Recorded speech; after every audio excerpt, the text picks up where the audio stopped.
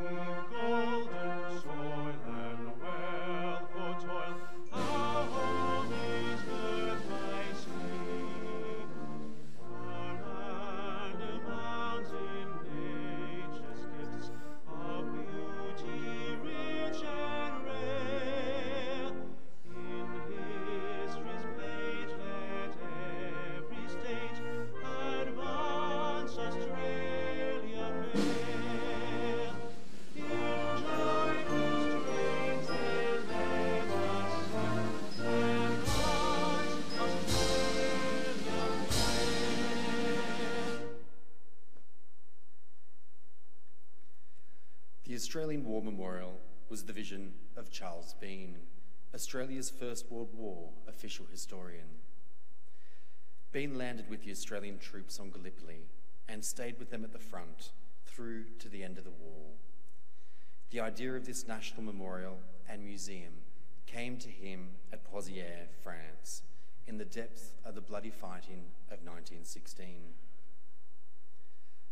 Bean's idea was that this would be a place where families and friends could mourn loved ones buried in faraway places.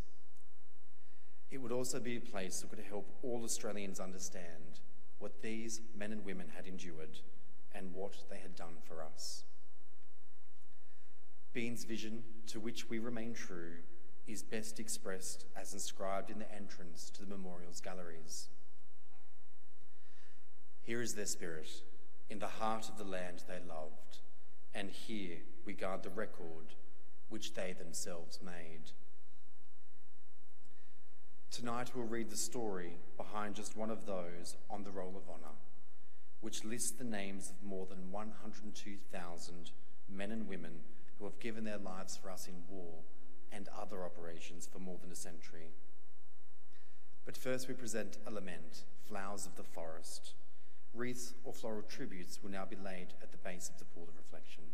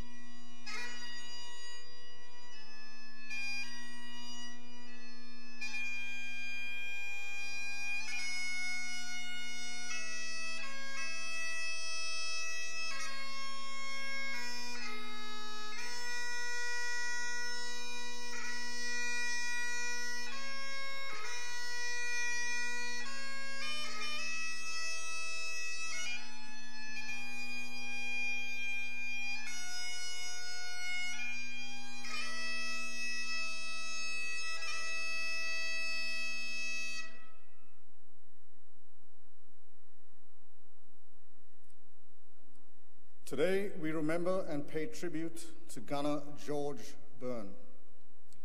George Byrne was born on 7 December 1893 at Port Pirie, South Australia, to James and Jane Byrne. He grew up in Port Pirie and attended the local school. But by the time the First World War began, he moved to Newcastle in New South Wales, where he was working as a labourer. Byrne enlisted for service in the Australian Imperial Force on the 18th of July 1915. After initially being posted as a reinforcement to the 13th Battalion, he was sent to join the 30th Battalion, which had just been raised in Liverpool. Byrne left Sydney with his battalion on the 9th of November aboard the transport ship Beltana, bound for the desert training camps in Egypt. Here, Byrne came into some conflict with the authorities. In January 1916, he was charged for being insolent to a non-commissioned officer and was confined to barracks. 2 days later, he was charged for being absent without leave from his defaulters parade.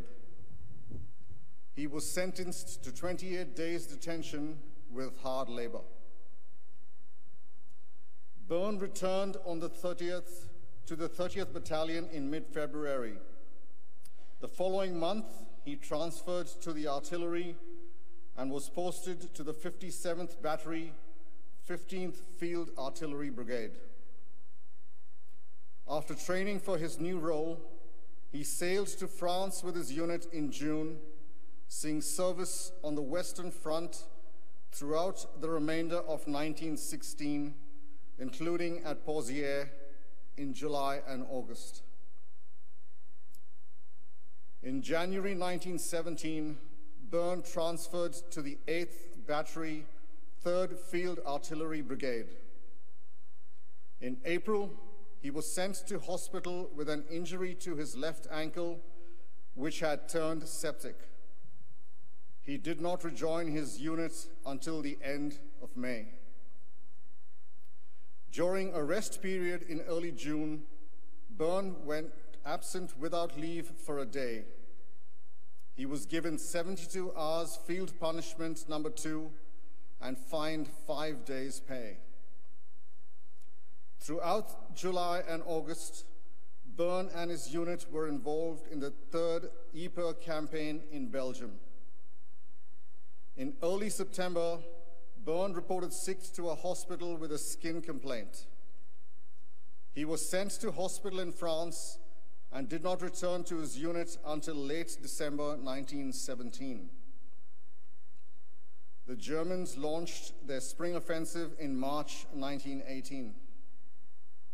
The 3rd Field Artillery Battery came in for some heavy attention from German artillery, which constantly shelled the Australian battery positions with high explosive shells and various forms of gas. On the night of the 28th of March, a particularly heavy bombardment fell on the 8th Battery positions. Byrne was among a group of men who took cover in a pillbox soon after the Germans fired gas shells into that area. One of these shells landed among the men in the pillbox, causing many casualties, including George Byrne. He was taken to the 2nd Casualty Clearing Station, where he died from gas poisoning. At least 11 other men also died in the same way. George Byrne was laid to rest in the Untersteiner Communal Cemetery Extension at Bayer. He was 24 years old. His name is listed on the Roll of Honor on my right among almost 62,000 Australians who died while serving in the First World War. A photograph of his headstone is displayed today beside the pool of reflection. this is but one of the many stories of service and sacrifice told here at the Australian War Memorial. We now remember Gunner George Byrne, who gave his life for us, for our freedoms, and in the hope of a better world.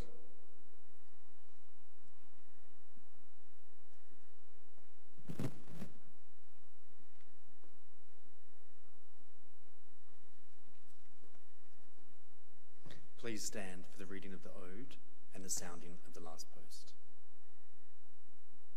They shall grow not old, as we that are left grow old. Age shall not weary them, nor the years condemn. At the going down of the sun and in the morning, we will remember them. We will remember them.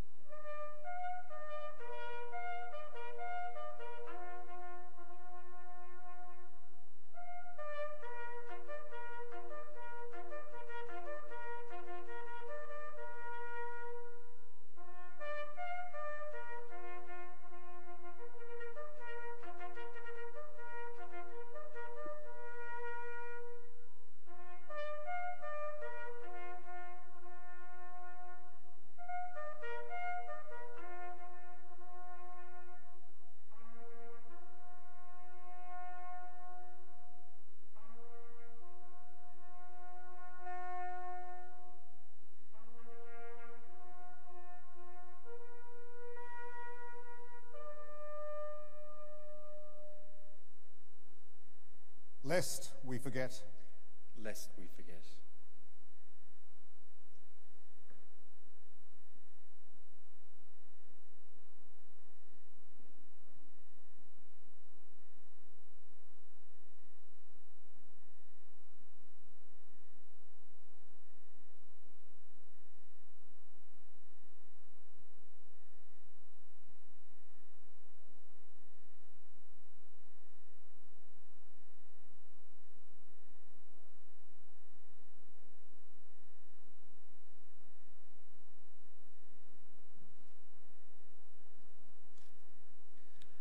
We leave you this evening with the words of the memorial's founder, Charles Bean. Many a man lying out there at Poziere or in the low scrub at Gallipoli with his poor tired senses barely working through the fear of his brain has thought in his last moments, well, it's over, but in Australia they'll be proud of this. Ladies and gentlemen, girls and boys, that concludes the last post ceremony. Thank you for visiting the Australian War Memorial, and good evening.